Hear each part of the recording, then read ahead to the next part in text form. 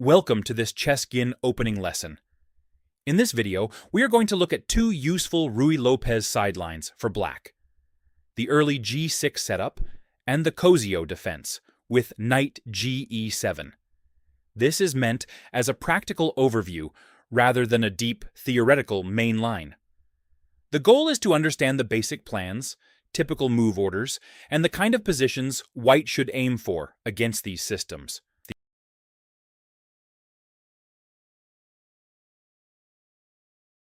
The Cozio Defence is an unusual but sound sideline that can be used to avoid mainline Spanish theory, and popular even among grandmasters in blitz games. On e7, black's knight prevents the development of their king's bishop. Black has two ways to resolve this. One plan is to move the knight again, knight g6. The other is to play g6 and bishop g7. I like the knight c3 sideline better than castling, with which we can get a less conventional position, with good attacking possibilities. The main move is g6, but first, let's check the other setup with knight g6. It's a pretty unusual spot for the knight in the Spanish. Its goal is to protect e5, and maybe knight f4 could come. Overall, I think it favors white, since the e4 pawn isn't under attack, and the h4-h5 plan could be annoying for black. We can start the game in the center with a developmental advantage, while also defending the fe4 square. Here, black has two options. The logically developing move is less precise. White wants to castle on the queen side, then start to attack, and now knight takes c6 is a typical threat. Black one can bring the bishop back to a safe place, or take on d4 immediately. f5 is a good spot for the knight. We can take back on e3 and totally take over the d5 square, and we're also attacking g7. Black protect the pawn by castling in Repertoire online rapid game. White just keeps following his plan with a long castle, and because our pieces are better placed, we're more able to launch an attack. The plan is the same in case of exchange on d4, but here we won't have our knight f5 move anymore. Black can attack the g2 and can block the long castle. We protect the pawn and want to solve the castling problem with f4. The bishop wasn't doing much on b5 anyway. We can deal with the knight's f3 threat with it. The queen g5 didn't end up causing any problems in the Nepomniachtchi Carlsen online blitz game, and white achieves what he wanted in the opening. Black can also castle. We can keep the bishop pair. If f5 comes immediately, we can respond with f4.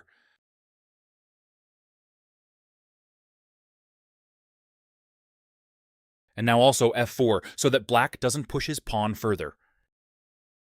We'll probably be able to get the sacrificed pawn back, but the main advantage comes from the attack of the pawns on the king side. So a better move is taking on d4. Black wants to exchange the queens. We just keep the pieces on the board and enjoy the space advantage.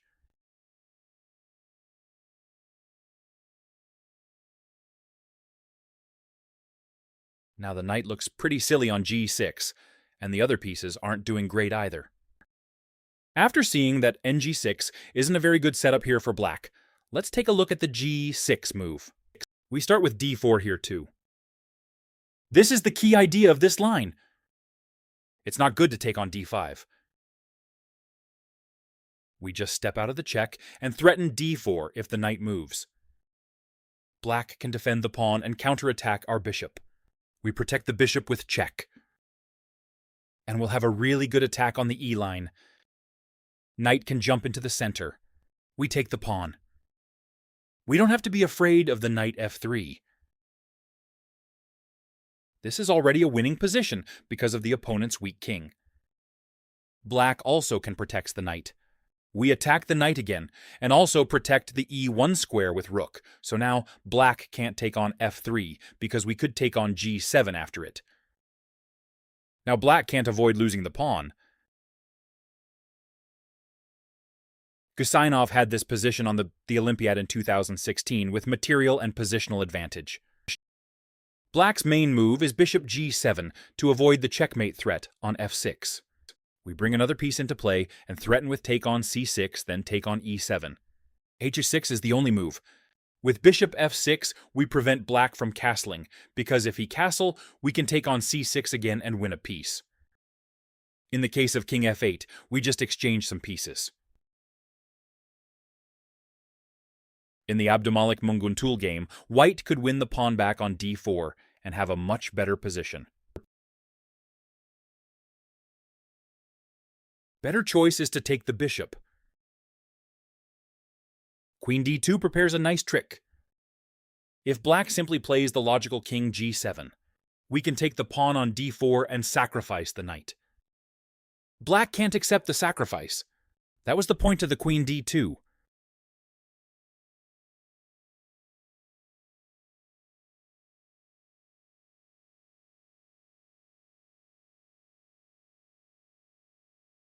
This was a game between two players over 2200. Knight e5 is another hopeless try. After castling, using the f-file and the queen's diagonal, we have a winning attack. Knight g8 is the only defense against the queen c3 plan.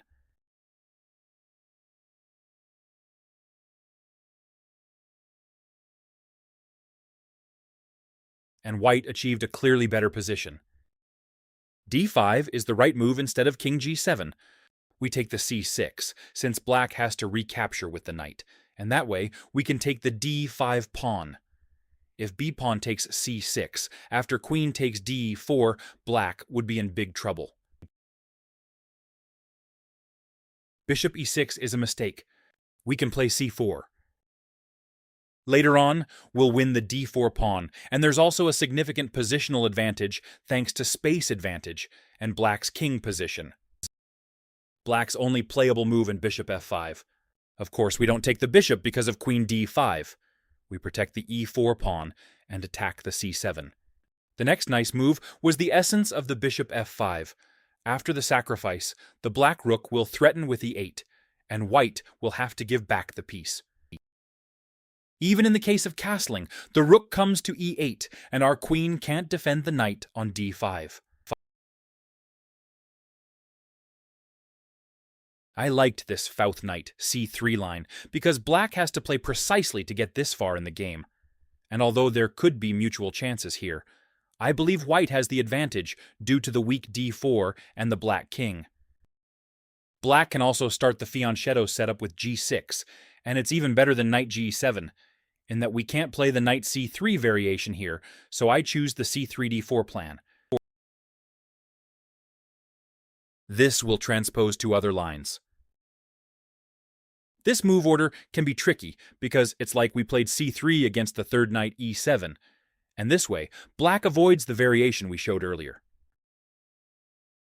Black shouldn't allow the d5 push. Here we can choose the pleasant king's Indian structure, but we also have a stronger option by occupying the d6 square. h5 will come, and our queen causes problems for black in development. Black can attack the bishop first. Now the move d6 is less strong since the knight comes to b5 after queen d6, so we can be content with the king's Indian structure where the knight doesn't do well on a 7. I like this aggressive move, but the bayonet attack with b4 is also strong. Spassky had a nice win by opening the h-file and also attacking on the queen side. Black should take the d4, and now d5, otherwise we'll be the ones to do it again.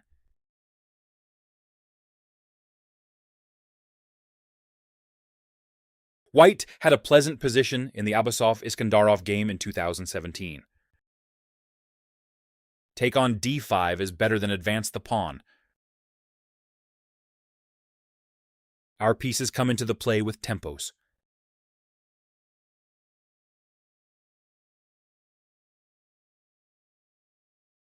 White has reached a very active IQP position.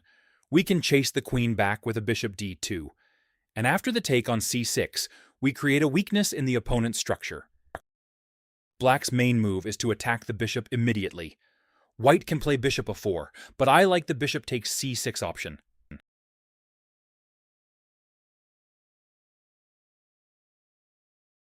Mamedyarov pinned the knight first against Karjakin on the candidates tournament in 2018.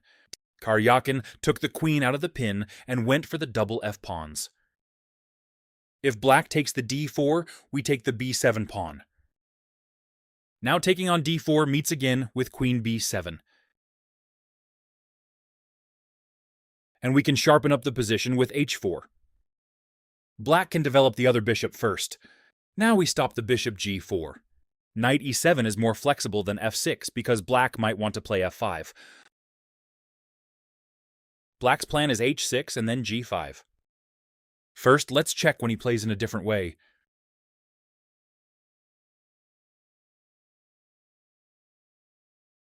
White had space advantage. His pieces were on the perfect squares in the Abasov-Sandopan game in 2014. Black starts his plan. Bhakti played bishop e6 first against Musachuk in 2020 on the Gibraltar Masters. White just continued with the normal rookie one. And now g5. She could have even brought the bishop back to g3. But exchanging the bishop's favors white, since the defense around the black king will be weaker. Even a more favorable position than in the main line. It's not good for black to exchange the bishops here either. Nakamura played f6 against Dominguez in a blitz game, like in the Musachuk game. Dominguez had clear advantage. Other option is to develop the knight. As we said, the exchange of the bishops is good for white. And Knightage took the advantage with d5, and later he could win a nice game against Stevich in 2014. The aggressive g4 isn't good for black. White exchanged the bishops again. And now knight h2 is a really nice move. We don't want to activate the opponent's bishop by taking on g4. Nf after he takes the h3. We can start the attack against the weak king with g4 and then f4. You can find the full PGN material on ChessGuin.com. The link is in the description.